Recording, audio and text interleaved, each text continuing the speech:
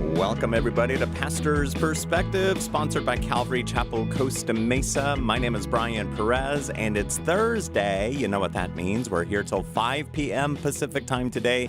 It's 2-hour Thursday, and so we are going to get lots of phone calls today. And you can start calling now at 888-564-6173, 888-564-6173. And answering your questions today, which, by the way, your questions don't have to be about the Bible or about Christianity or doctrine or anything like that. Maybe you're just a Christian who's trying to get through life and you've got some questions that way, or you're not a Christian and you've got questions. Give us a call, 888-564-6173, 888-564-6173. Answering your questions today, Brian Broderson, the senior pastor of Calvary Chapel, Costa Mesa in Southern California, and Bobby Conway, the pastor of Image Church in Charlotte, North Carolina. And Bobby, I see Pastor Brian wearing a baseball cap, which means he must be having a bad hair day. That's what it meant last time, so I'm assuming it means that this time, too. Is that the case? I'm just asking. He looks good now. Asking for a friend. Yeah, it kind of, yeah, that was it.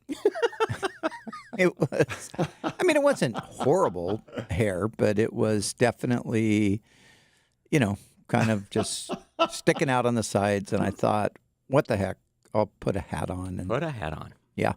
Now, Bobby, your hair, I've been noticing you got something a little bit different going here. I think it's the less gel or something, and it's kind of a little more just natural. Is that what's happening? It could be the winds over there in North Carolina, too. I guess so, yeah. It's I'm in the same boat. My wife, I think she wanted me to do something different. So, you just do what your wife wants when it comes to the hair. She doesn't like when I scalp it on the sides, but it's really easy to go with that flow.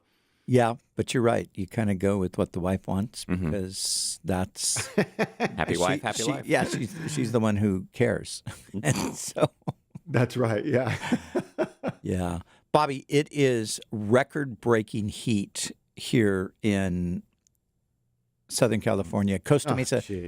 Costa Mesa is 94 degrees. Now, I've been alive a long time. I've lived in this part of the world a long time. I am racking my brain trying to remember, has there ever been a 94-degree April day? I don't think so. I mean, I'm sure there has been at some point, but, it's mean, rare. It's very rare. And it's all weekend, or yesterday, today, and tomorrow. Yeah. Yeah. And then Monday, when we're going to go on a little holiday, it's going to be 67 again. Of course. Yeah. So, that's how it works. Yeah, that's how it works. That's how it works. But I didn't even, I knew it was hot because my watch was telling me the temperature, but I've been locked in my cave writing a paper for the last few days, and you know how fun that is, Bobby. I'm just... What's your paper on? My paper is on, let me think. What is it on? It's on pastoring. Sounds like it's made a big impact. Yeah. I'm trying to think of the title that I gave it. What is it? It's pastoring, preaching, and church planting according to the New Testament model. Nice. Okay. Lots of P's in there, like pastor's perspective. Yeah, that's right. So that's what it is. And it's supposed to be a 12-page paper, and I've already got like 16 pages. And I'm just like rambling, like, oh my gosh, why did I even write that paragraph? So it's been a crazy sort of a day. It's been a couple of days, actually, that I've been working on it. So, yeah. Yep. So I'm looking at the 10-day weather forecast. Yes. Good Friday, which is a week from tomorrow, looks like it's going to be real nice. So we'd love to see you at Calvary Chapel, Costa Mesa, Good Friday, 12 noon. You can join us for a communion service. And then on Sunday, Easter Sunday morning, there's a sunrise service at 6 and then one service at 10. Don't forget the Easter egg hunt at 9 with Pastor Brian dressed as the Easter Bunny. I'm joking. He will not be dressed as the Easter Bunny. But come on out. It's going to be great. You can get more details at cccm.com. Yep. Good stuff. Be great. Man, it's just amazing how quick all of this is coming upon us, isn't it? Just these months roll by so quickly. I think it's a year of Februaries. Every month must have just had 28 days so far, and that's why it's already April. Yeah. That must be it. It does seem like that. I heard somebody say, or I read something that somebody said the other day, like once you hit a certain age, I think they said 60, it's like the year is cut in half. It just seems like 6 months and the year's already over. And I think that's true. Yeah. That's how I feel. It does. You know what? It's interesting. I'm 49, but as I was doing my devotional this morning, and when we had supper last week with you and Cheryl, Brian, my wife and I were just talking to you about, how do, we go into aging without feeling depressed. And I've realized that I'm having a little bit of depression about okay, 50's coming. And I know to some that'll sound young, but it's kind of like, I know it's all downhill, like as far as like health. So I've been trying to think about this, so much so that I was like, Lord, I got to deal with this. Help me to figure it out. I want to help others through whatever's going on here. If they struggle with it, I think some of the things that I'm struggling with, it's like, it seems like there's so much loss ahead, right? Like both of my wife and I, we both have our parents alive, but they're getting older, and that overwhelms me at times, the thinking about all the grief pieces. Then just going through, slowing down on my own, living in a culture that doesn't value elderly at times, like where my heart goes out to elderly, because I think sometimes people just feel worthless because of their age. And that's so sad. And so I actually got a book called Aging Gracefully that I'm going through, and I'm 49 and I don't know what the heck this is about, but I feel like my heart goes out. I just want to know how to pastor people who are aging, but I feel like I enjoyed the feeling of being young, but I can just tell like I'm turning gray. My parents are getting old. It makes me sad to picture, not being married to my wife for, 100, 200 more years. It's just all going by really fast. So having my 25th wedding anniversary, realizing, wow, well, twice that much longer, it'd be 50 years. And so would we even have that much time? So I don't know. Wow. Aging Gracefully is the book, if anybody is going through this existential crisis like me. So have you started doing crossword puzzles and word searches and things like that too? I hear that keeps the mind sharp. Is that what you've done? Oh, man, my dad's amazing at that. I don't do those, no. Yeah, Bobby, you're way too young to be worrying about that stuff right now. Yes. I told you. Right? But I create crises ahead of time. That's what I do. So that's part of my OCD. By the way, that is not the book. The one that I'm thinking of is by Susan Hunt and Sharon. I can't remember if it's Benson or something. Oh, we'll find it. It's by like a 78-year-old and an 80-year-old. And I love it. And I think Susan Hunt was the wife of the apologist Dave Hunt. Oh, really? Mistaken, at one time. Interesting. I think. Yeah, here's one with Sharon Betters. Aging with Grace. Maybe that's it.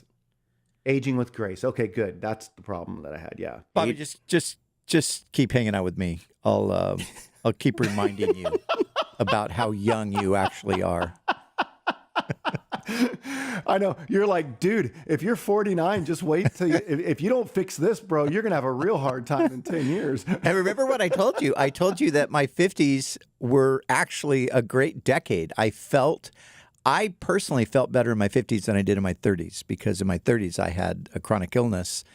In my 50s, that largely was not the case. So, 60s have been a little slower.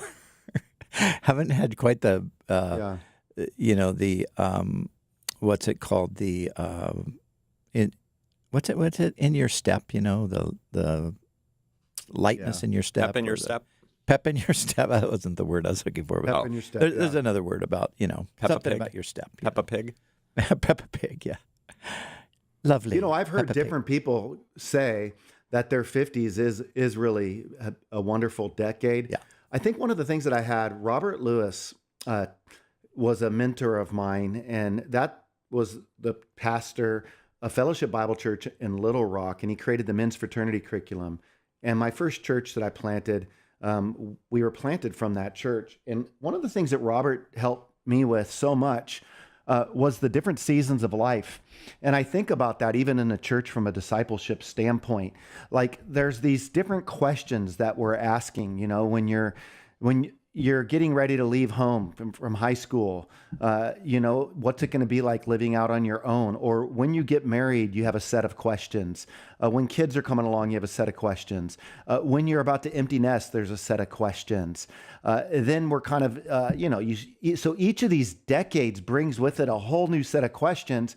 And I think that equipping people to know what do you need to expect emotionally to transition in these decades, and it's okay, and others are thinking about these things. I think a lot of that's part of being seasoned and understanding what these seasons of life represent. And for me, I can coach down, but I have no idea what it's going to be like to be someone older like you, Brian, and to experience this decay. Well, some friends of mine sent a picture to me today from 11 years ago. We were in England together, and we were all, you know, huddled together in some photo. I was in the middle, and I looked like an old grandpa. And I said to them, I look like your granddad in this picture. And they said, yeah, you look way younger today than you did back then. So those were my 50s. Hey, that's how good I was. You know, I thought I was looking great in my 50s, but apparently I was not. I was looking old. Here's the biggest problem in your 60s. The biggest problem is weight control. This is the problem that just will not go away. You know, how do you control your weight? I don't know. Yeah. Stay away from the Butterfingers. Well, I've done that. I have stayed away from the Butterfingers, but there are a few other vices I have as well. Got it. Haagen-Dazs is one. That's probably worse than Butterfingers. Yeah, but Bobby was here. He was trying to get me to go to some new ice cream place, and you know, and then I saw Handles. him eating a big Newport. bowl of it, and a photo that Heather took of him. And yes. yeah. So I waited till my last night in California to have ice cream. I went to that place called Hans. And then like it's just when I partake, it's wheels off. And so what happened was I hit up Hans, and then the next day, I mean, I'm having a Coke. I went and bought this big cheese toffee cake pastry and pounded that. Then I got out some pound cake. And I mean, literally, I slept way beyond the amount of hours I should have because I think I just shocked my body with sugar. Yeah. But I love like the dopamine hit of just taking a massive amount of sugar in and just, you know, obsessing on it. But then I just wake up and think, why did I do that? And then I starved myself for a day of repentance. So I have this really twisted relationship with myself of taking it in and then inflicting myself with judgment. Wow. Just eat kale and arugula all day long. That'll help you. Yeah. Chase that. You know what? I'm hot. Chase that cake with kale salad. Yeah. Yeah. Okay. We better get off this topic and get on to something more edifying.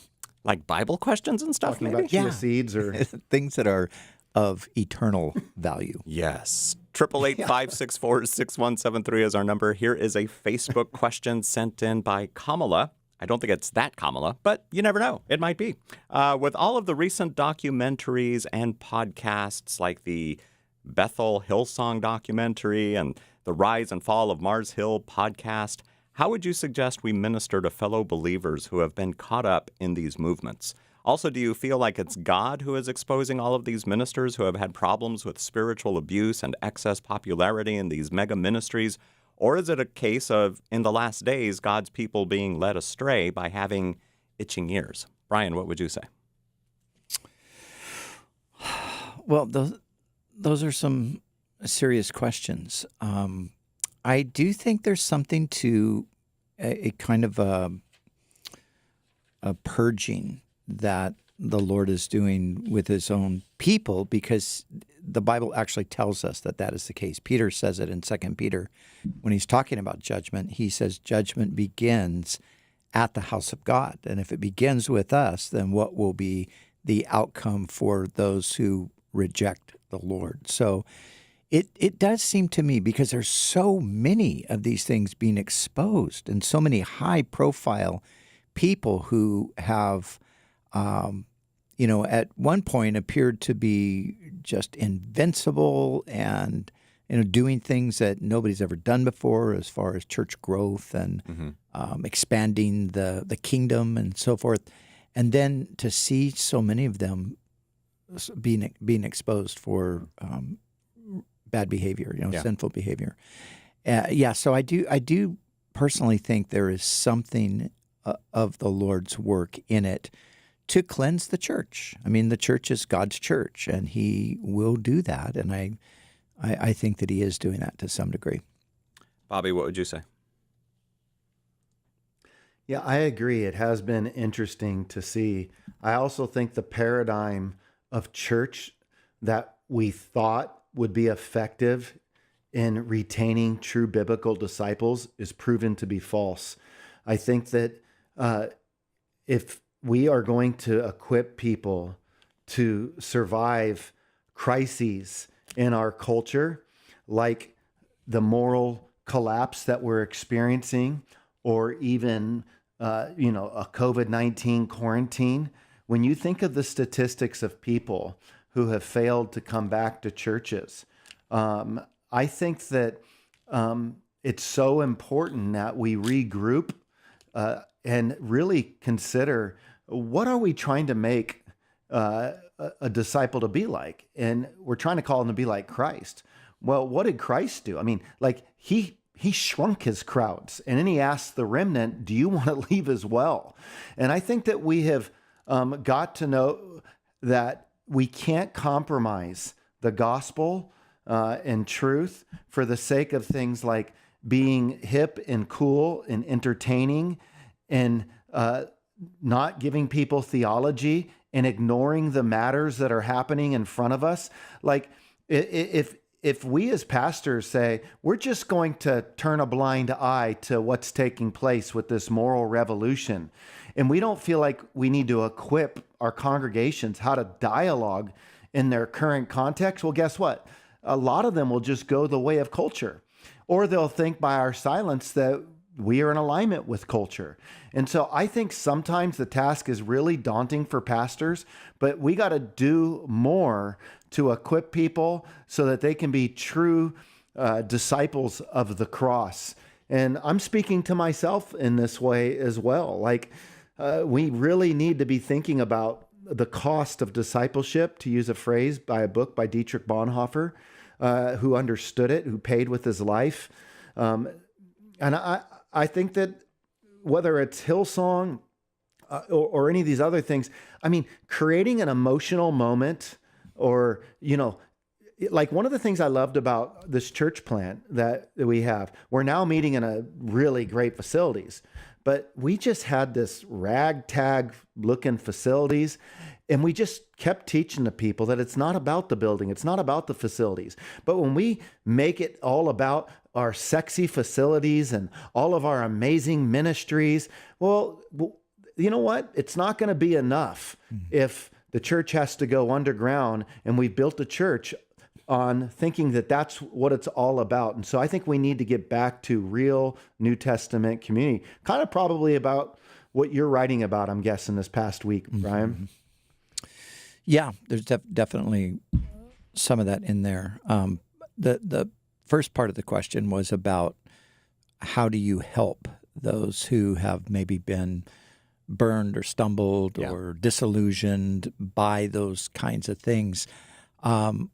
Well, I think the first thing is be gracious, and then just try to humbly show them that really wasn't the right way to go in the first place. That let's get back to some real basic, simple stuff. Yeah, whenever you blow something up and turn it into a platform for celebrities and things like that, even if it's in Jesus' name, there is a point, I think, where that all is going to implode, and that's what we're seeing. And it's interesting because there's different, like you take the contrast between Mars Hill and Hillsong, two entirely different situations. two entirely different Christian cultures. Mars Hill is very much a Bible culture and a preaching culture. The problem in Mars Hill was, personal arrogance and a kind of, a big power trip is kind of what that boiled down to. Sure. Where Hillsong is, Bible light. Not, you're not going to go to Hillsong and hear necessarily an exposition of 1 Corinthians 6, where Paul's talking about those who will not inherit the kingdom of God. You're going to have a lot of emotion. You're going to have a lot of emphasis on the emotional side of things through the music, which is great music, by the way. But how in both cases, whether it's the abusive situation in Mars Hill and the power trip, or the extravagance that was seen on the platform of Hillsong, and the the kind of the lack of biblical seriousness when it comes to the culture and the sins of the culture. I think that these are two different. My point is, these are two different things, but they result in the end in the same thing. Mm-hmm. They implode. So, even in the case of Mars Hill, like you said, they were a strong Bible teaching church. So that just proves that it can even happen at a strong Bible teaching and I think church. Mars Hill is a classic example of the idea that gospel doctrine, which they would have been all about, must produce gospel culture, or we're completely missing the point. And what we mean by gospel culture is a culture of goodness, a culture of grace, a culture of humility and servanthood, and those things. Those are to be the byproducts of gospel doctrine. But in the case of Mars Hill, you had strong emphasis on gospel doctrine, but it didn't translate into gospel culture. And so, and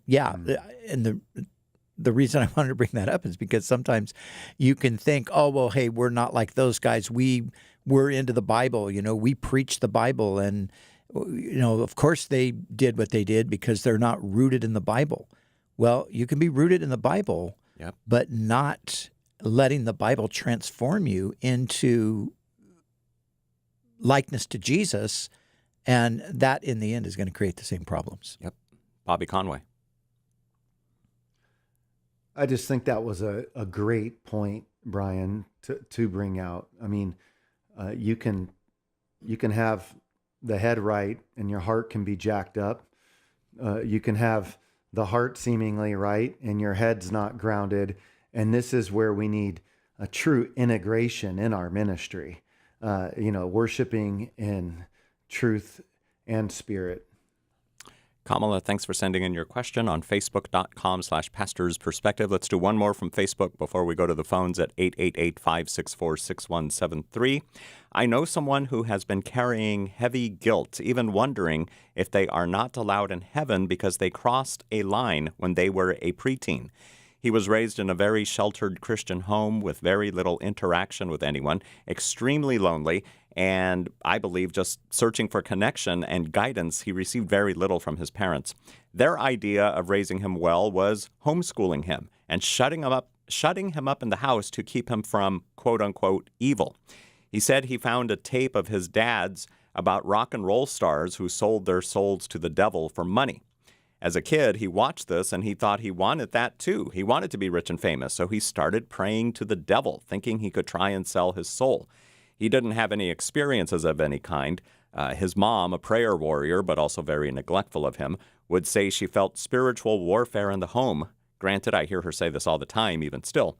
I think he was very hurt and confused by the way his parents shared God with him. It was all about going to church on Sundays and doing the right things, but very little relationship with each other. Since then, he has given his life to the Lord, serves in his church, reads his Bible, has a relationship, but he still gets attacked in his mind sometimes and wonders if what he did was unforgivable. Brian, what do you say? Well, that's both a sad story and but a nice ending, and it's not over yet. But to transition from that negative experience to where he's at today. Well, I would just say, where you're at today is proof in and of itself that none of that was a real transaction with the devil. The devil doesn't own anything. He steals things. He's a thief. He came to rob, to kill, and to destroy. But he doesn't own anything. God created us, and Jesus redeemed us, which means he paid the penalty for us. So in a sense, you can't even really sell your soul to the devil because it doesn't belong to you in the first place. And the devil has no right over it in that sense, like an irrevocable sense. Of course, if you give yourself over to evil and to Satan, he will take you up on it, and he will, probably give you some kudos here and there to get you to work for him. But in the end, even for a person who does that, it's not an irrevocable transaction because Christ owns us ultimately. And when we yield ourselves to him, when we ask him to forgive us, then whatever claim or hold the devil had on us through whatever means he had it, I would say that the totality of Scripture would teach that is broken. And just to be clear, selling your soul to the devil or thinking you're selling your soul to the devil is not the unforgivable sin. No. Resisting Jesus to the grave is the unforgivable sin. Mm-hmm. That's what. And that's obviously not what. Yeah, it's obviously what he's done. Yeah. Bobby, any thoughts from you? Nope, that was great. All right. Thanks for sending in your question on Facebook.com/Pastor's Perspective using the Messenger feature. Here's AJ in California. How can we help you, AJ? Hey, guys. Yeah, kind of similar to that question, I suppose, is that when a different religion prays to their own gods or idols, it's kind of easy to say, those prayers aren't heard or they go to Satan or whatever. But what about people like Mormons who pray to Jesus, but it's the wrong Jesus? I mean, where do those prayers go? Is Jesus just putting them into his cosmic junk mail, or what happens? And then if we teach them about the true Jesus in the gospel, how can we make sure that they pray to the real Jesus when in their minds they already are, if they come to that conversion moment? Yeah, Bobby, what would you say to AJ? I think that we would have to concede that religious experience goes beyond Christians and what we talk about as it relates to our own experience. That is to say that Hindus would talk about religious experience, Mormons would talk about a religious experience, mystics would talk about New Age experience. And so given these different belief systems that pray, and then you think about what we talk about, oh, God did this or God answered this prayer. We need to be prepared that we could bump into other individuals that might also feel like under another belief system that their God has answered their prayers. And so then that can create some confusion. Now, what we need to realize is obviously because God is all-knowing, he knows what everybody is doing and what everybody is praying. So that's something that we could bring out. I think that God can discern the difference between a genuine person's prayer and somebody who is disingenuous. So let's say somebody's in a culture they'd never even heard of Jesus, but they're praying to God. So I think that there's this element where God hears prayers, and then sometimes people say, well, God doesn't answer the prayers of non-believers. Well, he answers the prayers. Every time somebody gets saved, God just answered the prayer of a non-believer. I hear the music. Let me finish developing this on the other side of the break. Is 2 minutes enough time for you to finish developing, Bobby, you think? It'll have to be. Do I have 2 minutes right now? No, never mind. I didn't say it correctly. But we'll be back in 2 minutes, so hopefully that'll give you enough time to develop the answer further. In your brain, okay. you can Yes. develop it Yes. over the break. 2 minutes. Yes. AJ, thanks for calling. Stay on hold. We'll be right back with you, and everybody else that's on hold will get to your questions as well before 5 p.m. Pacific time today. It's 2-hour Thursday. We'd love to hear from you at 888-564-6173. Brian Broderson and Bobby Conway answering your questions at 888-564-6173. Call now, 888-564-6173.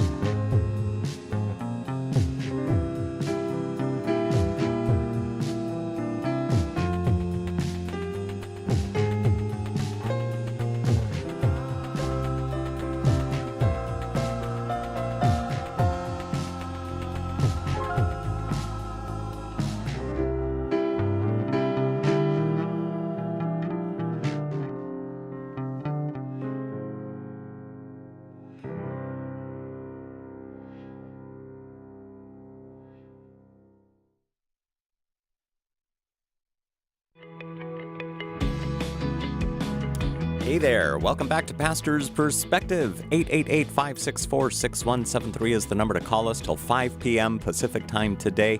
My name is Brian Perez, and answering your questions today are Brian Broderson and Bobby Conway. Right before the break, we were talking to AJ in California, who wanted to know when people in other religions pray to their false gods, yet think they're praying to the real Jesus, where do those prayers go? And Bobby was in the middle of answering that question when we had to go to break. So, Bobby, take it away.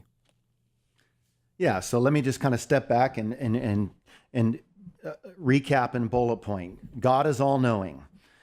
So when we say that God doesn't hear our prayers, then that means, it begs the question, what does that mean? Do we want to say that God's not all-knowing? So, for example, God knows every thought in our minds, according to 1 Chronicles 28:9. In Jeremiah 14, verses 11 and 12, we read, "The Lord said to me, do not pray for the welfare of this people. Though they fast, I will not hear their cry. And though they offer burnt offering and grain offering, I will not accept them." So there is a type of person who can pray, and it's not that God doesn't hear, it's just he doesn't respond because of their religiosity. Now, here's the thing. You can have somebody who's not a believer genuinely seeking who God is in prayer, and I think that God would be responsive. And you can have a genuine Christian, but not genuinely seeking God, and God wouldn't respond because this person's going through the religious motions. So all that to say, where do prayers then go if they are offered up to other gods? Well, if they're knowingly offered up to like Allah or these other gods, I think that they're just falling flat. It's not like they're being answered. But then what do we do about the person who gives an account as a Muslim or as a Mormon of a circumstance in which it appeared to them as if God answered their prayer? Because when I was going through my doubts, I thought, boy, God, if a non-believer prays and you answer it without them knowing who you are, then wouldn't that only reinforce them more in their false belief? And so I thought that's a little bit of a quandary. But I would say when it comes to God, he lets the rain fall on the righteous and the unrighteous. So God, I could see how people who have come out of Mormonism as into Christianity or other things, they might have sensed that God was at work, just like I sensed God's hand protecting me and at work in my life long before I was a Christian. That's because God is gracious. That doesn't mean because God answers a prayer that he's validating all the belief system of that individual at that time any more than God's validating everything about my life currently because I pray to him and other parts of my life are out of whack. It just means that God is benevolent and good. So when it comes then down to it, Christianity, it's a pound for pound discussion. It offers a stronger cumulative case. There are other things, like, for example, Muslims use the same arguments for the existence of God that Christians do, right? They'll talk about the cosmological argument. They'll talk about the teleological argument. So there's things that we share because all truth is God's truth with one another. But when you look at the strength of the overall case of Christianity, pound for pound, the cumulative case of Christianity is stronger, and prayer and answers to prayers plays one such part. So, does God hear the prayers of the unrighteous that are a part of other faith systems? Of course he hears, but I don't think he's answering their prayers unless they're genuinely seeking to know who the true God is. Any thoughts, Brian? How could I have any more thoughts than that on that topic? I concur with the great doctor. All of those things. It was pretty all-encompassing. But what does AJ think is the bigger question? That's true. That's exactly right, yeah. AJ, it's all on you. What do you think, man? No, I really appreciate it. I've had an opportunity for the last couple of months to minister to some Mormon missionaries, and that's kind of the point in the conversation where we're at. That's just totally helpful, and I'm meeting with them again tomorrow, so hopefully I can share a small grain of that wisdom. And also, Bobby, I recently finished your book, Doubting Towards Faith, and it was so good. It was a blessing. My coworker is using it with his daughter now, who went to college and kind of doesn't believe in God right now, and I highlighted so much of it. It's every page is just full of highlights. So I don't know. You should think about doing it full time, start a church or a podcast or something. Cool. Oh, thank you so much, and I'm so thankful that served to encourage you. And all the best in your conversation with, Mormons. They'll invite us, as you know, to read the Book of Mormon and just pray for a burning in the bosom. So they're wide open to a religious experience.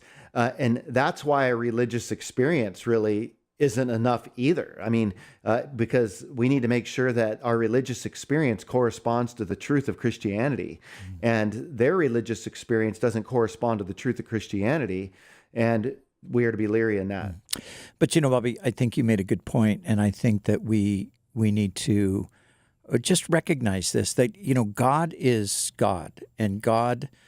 God is going to do things at times that we would think, well, wait a second, you can't do that because they believe in an idol and you're actually hearing them pray and you're even helping them. I mean, that you shouldn't do that, God. But, God can do what he wants. And, God loves people. And I think that God is seeking to draw people to him. So I believe that there are times, I've said it this way, God is under no obligation to answer your prayer. But he very well might answer your prayer simply because he chooses to do so, because, he loves you and he wants you to come to himself. Christians, in a sense, God is obligated to answer our prayer. We become his children, and he's given us certain promises and told us, to pray and to ask. So we can have that confidence, but I don't think that exempts others from God working in their lives, and even to the point of at times answering their prayer to show them that he is actually real.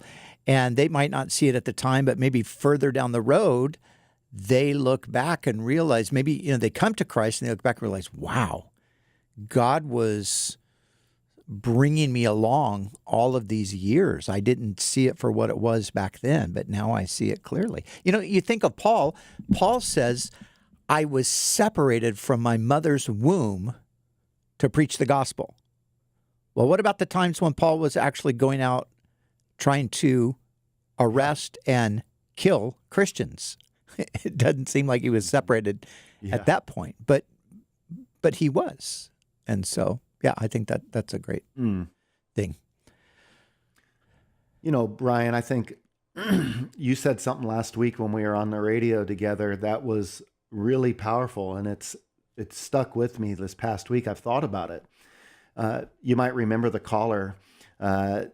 She called up. She was burdened about her father, and her father wouldn't go to the funeral of a Jehovah's Witness that died because he was a Christian.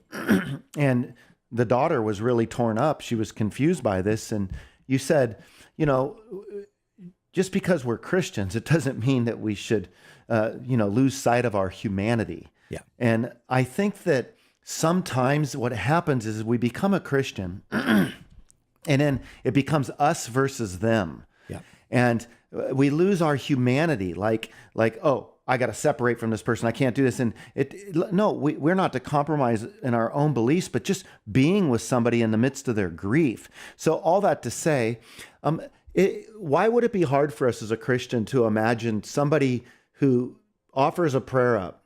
And they don't know Jesus, but they're hurting and their heart's breaking and they haven't had the opportunity to hear the gospel. And they're just in this moment, you know, in sincerity, just saying, God, whoever you are out there, will you just comfort me, help me. And if they just sensed God's presence, wouldn't that be God? Like, in other words, you said we shouldn't lose sense of our humanity. Well, how much more would God not lose sense of his deity, which is even so much greater? Yeah. And so I think, like, what's the big deal if somebody's hungry and they're not a Christian and they decided to lift a prayer up and God answered the prayer? Like, what does that mean? So it doesn't mean that it's a salvific prayer that got them into a relationship that reconciled them, but it wouldn't surprise me to think that a God would answer the prayer of a sincere person who's hurting and broken and confused. And so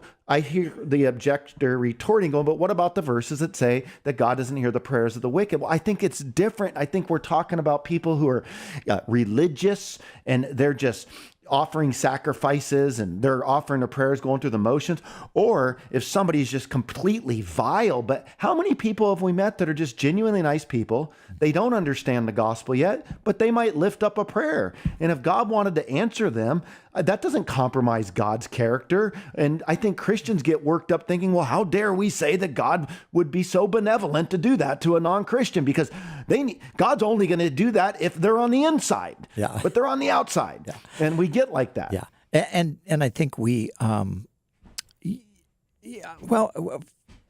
really think it comes down to, I mean, in the end, do we really know the nature of God? Do we really know what his heart is like? Do we understand his deep, deep love for people? Or do we think of him as just a judge and angry and waiting impatiently almost to bring down his wrath on sinners? And I do think that sometimes that is the image of God that we get in our minds. And so we think God is angry with all these people. He hates them because of their sin. And so I need to behave in like manner. I need to shun them, or I need to make sure that they understand that God's not going to help them or be with them. I do think it's a faulty theology on our part. Yeah. Yeah, like imagine, okay, we're only going to give food to hungry Christians. Like if we as human people get that, hey, if somebody's hungry and they're not a Christian and they ask for food, we would want to respond to that request. Yeah. But then we'll say God wouldn't respond to the request of the hungry because they're not a Christian. Yeah. But then we would, like, as if we're better than God. We'll respond to the requests of non-Christians and do things for them. So I think we box ourselves in some funky ways at times. But even Jesus, Jesus says that, be like your Father in heaven, who causes the sun to shine on the just and the unjust, who brings rain upon the righteous and the wicked. So, God shows a common grace to all human beings. And I think that really should be the posture that we have as believers, right? And especially since we have been the recipients of grace. We've been the recipients of special grace, not just common grace. So, to think of, and I think sometimes it goes back to we don't remember our own lost state and the kind of mercy that God had on us. And what if God would have treated us the way that we think he actually treats people? We would be in big trouble. We wouldn't be where we're at right now. So, yeah, a lot of things there. Great conversation. By the way, the book that Bobby wrote, the one that AJ highly recommends, it's called Doubting Toward Faith. It's by Bobby Conway. You can pick that up. You can order it, I should say, at oneminuteapologist.com. Check it out. Again, it's called Doubting Toward Faith, and you've got 3 or 4 other books available for purchase there, plus one on the way. We can't wait till that one comes out. Yeah, and I'd say go to Amazon to get the books because I've ran out of some of the Doubting Toward Faith copies. So it's okay to go to Amazon. You can find it there. But we don't want to give Jeff our money. We want to give you all of our money, Bobby. Right. Jeff has enough money. All right, AJ, thanks for calling. Next, we're going to go to Jesse. Welcome to Pastor's Perspective, Jesse. Hello, sir. Hello. Hey, Mr. Perez, I love you, dude. Well, thanks, man. Hey, Bobby Conway, you're my best friend. You just don't know it, dude. Oh man, well, thank you, bro. Brian Burson. I mean, your name says enough, man. So let me ask you guys something. This bothered me. I had this argument with all my family, my friends, all my peers. So alcohol versus sugar versus salt versus your daily stuff. My question is why so it wouldn't be okay for a pastor to overindulge in alcohol, right? Right. That's negative. Right. For a Christian, yeah. Mm-hmm. What about, that's correct, okay. What about for him to overindulge in food? Well, I think they're two. I hear just as earlier. Sorry, I don't mean to interrupt you, sir. Yeah, it's okay. Earlier, while you were talking, we were joking. I was listening to you guys joke and have fun time on food, poor eating strategy. Yeah, that's right. And that was Bobby. That was all Bobby. Bobby's the one that had the. Yeah, I did. I slid out bad. Bobby's my idol, so he gets kind of bad. Don't make me an idol. Just kidding, Bobby. I know you're normal like me. Yeah. Yes. Basically, sorry, I don't mean to interrupt again. No, that's okay. Yeah, but you hear Greg Laurie, he jokes about eating donuts and shit. I mean, stuff. Yep. Right? Yeah. Well, Bobby needs to knock it off. Greg really needs to quit that. But Bobby, I think you really are the perfect person to answer this question from your own experience because you have a conviction that alcohol is off limits to you, but we know that ice cream is not off limits to you because you told us that in so many words at the beginning of the program. But what is the difference between those two things? I think there is a pretty significant difference. So what do you say? Yeah. I would say that, Jesse, if I was abusing food all the time, like that would be a problem, right? Like I will have I will skid out periodically and just, it's wheels off with sugar. But I do try really hard to take care of myself, all in all. Like my wife's a nutritionist. I watch what I eat, and I would say probably 9 meals out of 10, are hopefully healthy, maybe 8 out of 10. And then when I do spin out, like I said, I will typically make up for it by eating lighter the next day. So in other words, I think that you can have some fun with food like that. But if I ate like that all the time, then it wouldn't be temple care, and it could really destroy you. But I really think that the big thing is the lack of self-control as it relates to how it impacts others. Sure, there are people who lack self-control with sugar intake. I think I was lacking some self-control the other day while I was kind of on the sugar binge, but it wasn't impacting my wife and my kids. Man, when you get inebriated, it is, Jesse bar the door. I mean, you don't know what's going to happen. And that is the danger of it. So there have, you've never met somebody who sat down and said, honey, I need to confess. I had an affair on you and my heart's broken. And well, what caused it? Well, I found myself bumping into a Mr. Goodbar at the candy station, and I ate the Mr. Goodbar, and I just lost all sense of self-control. And, then I followed up with a Snickers, and man, it was just wheels off. And before you know it, I was having an affair. Well, that's never the story. Like, oh, I went to Cold Stone and went out and had an affair, and you blame it on the Cold Stone. And I think you probably get my point on the difference. That is a very good point. And you know what? It reminds me of something else. We were talking earlier about the Hillsong documentary and everything, and all these things that have come out since that documentary about the head of Hillsong. Can't think of his name right now. But Brian Houston. But one of the things that they say happened was that he had been drinking when he approached one of these women. So again, he may not have even been drunk, but again, he was just he was buzzed enough to have tried to do something. Doesn't look like he went through with it, but it was still there. Yeah, and that's really the issue. None of those other things, all the different food categories that we could talk about could possibly have negative consequences for your body.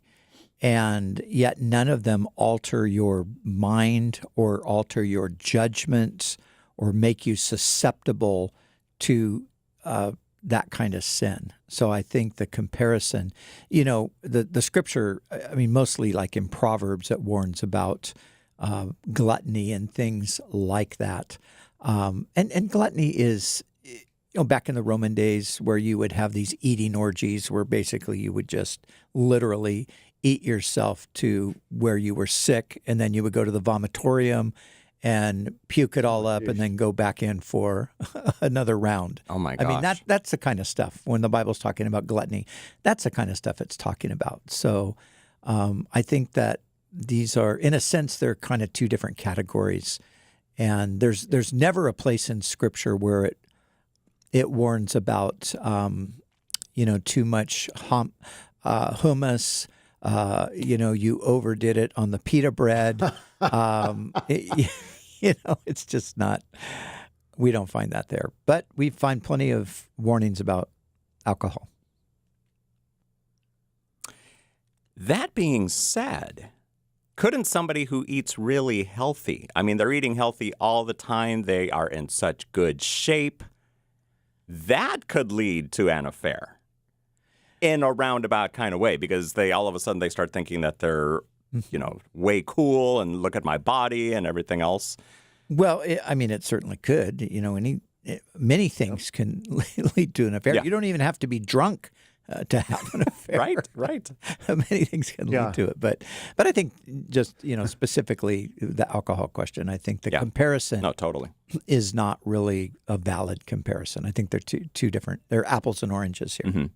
Healthy apples, healthy oranges. Now imagine that, Brian, for your discussion, Perez. So, why I've noticed you haven't worked out in a couple years. Well, sweetheart, I'm really worried that I might have an affair if I start taking care of myself. Right, so exactly.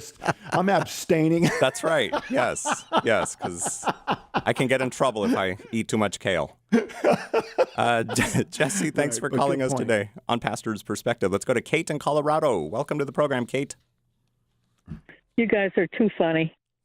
I so totally enjoy the program.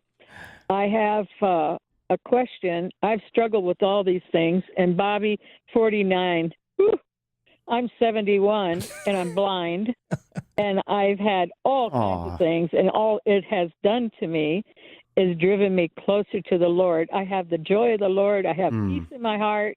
I am happy. Most people Praise think God. I look like I'm 50. And so I think the key to life is just having a close walk with Jesus Christ. Yep. My question today is, I had a lady call me today. I've had a rug business for 34 years, and she's an old customer of mine. And she calls me because she knows I'm a sold-out Christian, and she wants to know how she can help her daughter, who is a witch and involved with witchcraft. And I'm like, pray for her and just keep praying. And she's not lost until she dies. How old is this daughter? I could give her, but pardon me? How old is the daughter? I want to guess about in her 40s. She's got a daughter that's 8 and another daughter that's 12, and they want to wear the cross, and she doesn't want a cross in there, and the little girls hide the cross so they can have them. Oh, wow. Brian, what would you say to Kate? Well, Kate, I think that your advice was solid. And I mean, this is a spiritual battle, and you have somebody who's resistant to listening to the truth. And so how do you penetrate that? And I think the way to begin is to pray that God will open her eyes, soften her heart, push back the demonic influences, and then just wait and see what happens, because she's not open to any kind of correction or challenging of her beliefs, apparently. So where do you go from there? And I think your advice to her to pray, and I would just add, get other people praying with you. And that's something I think sometimes we can even be ashamed of a situation, so we don't want to let other people know, so we just kind of keep it to ourselves. But we need prayer support. And so I would encourage her, hey, let's pray together, or get a few friends, and let's start storming heaven and asking him, the Lord, to deliver your family from this. Great advice. Kate, thanks for your calling with your question. We are out of time for this hour of the program, but we're going to take a quick break, and then we'll be back with another hour's worth full of questions. Is that proper English? I don't know. You never know with me. But give us a call, 888-564-6173. Going to keep the phone lines open until 5 p.m. Pacific time. And you can watch us on Facebook and YouTube as well, 888-564-6173. Pastor's Perspective is sponsored by Calvary Chapel, Costa Mesa.